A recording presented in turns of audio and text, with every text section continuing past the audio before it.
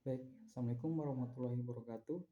Nama saya Riyadsyah dengan NIM A32124073.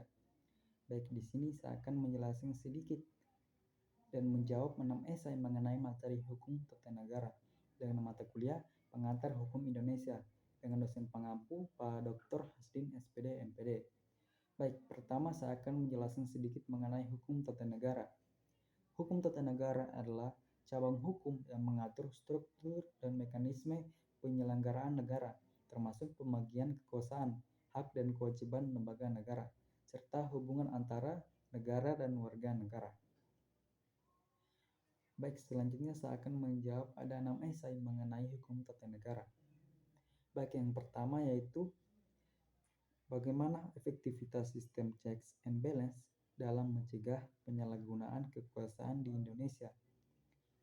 Baik, jawabannya yaitu sistem checks and balance di Indonesia cukup efektif dalam mencegah penyalahgunaan kekuasaan melalui pemisahan kekuasaan eksekutif, legislatif, dan yudikatif. Namun dalam praktiknya masih terdapat kelemahan seperti intervensi politik, korupsi, dan kurangnya independensi lembaga pengawas. Selanjutnya itu, apakah sistem pemerintahan presidensial yang diterapkan di Indonesia saat ini sudah efektif dalam mengatur pemerintahan? Baik, jawabannya itu sistem presidensial di Indonesia sudah berjalan dengan baik dalam hal stabilitas pemerintahan, tetapi masih menghadapi tantangan seperti tumpang tindih kewenangan antara eksekutif dan legislatif, serta potensi deadlock politik. Baik, selanjutnya itu, apakah negara-negara yang menganut sistem kerajaan itu tidak menggunakan hukum tata negara? Jika memang tidak, apakah ada hukum yang lain digunakan oleh negara yang menganut sistem kerajaan untuk mengatur struktur pemerintahan?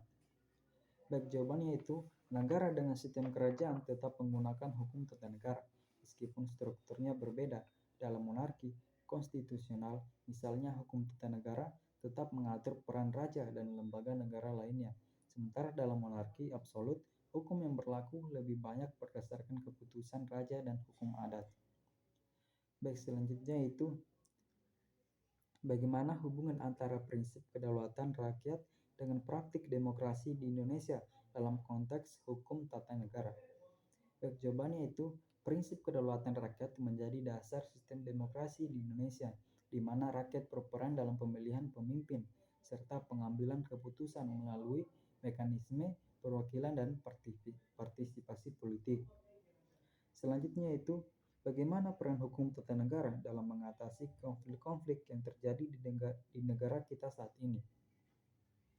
Jawabannya itu, hukum tata negara berperan dalam memberikan kerangka hukum untuk menyelesaikan konflik, baik melalui mekanisme konstitusional seperti Mahkamah Konstitusi maupun regulasi yang mengatur penyelesaian sengketa politik dan sosial. Baik, selanjutnya itu, apa dasar filosofi yang mendasari pembagian kekuasaan dalam sistem pemerintahan, dan apakah pembagian selalu mencerminkan keadilan dan kebenaran? Dan jawabannya itu, pembagian kekuasaan didasarkan pada filosofi Montesquieu mengenai Trias Politica yang bertujuan mencegah tirani dan memastikan keadilan. Namun dalam praktiknya, pembagian ini belum selalu mencerminkan keadilan karena masih ada kesenjangan dalam penerapannya akibat kepentingan politik dan kelemahan hukum. Baik, mungkin itu saja dari saya. Lebih dan kurang saya mohon maaf. Saya akhiri, wabillahi taufiq wal hidayah. Assalamualaikum warahmatullahi wabarakatuh.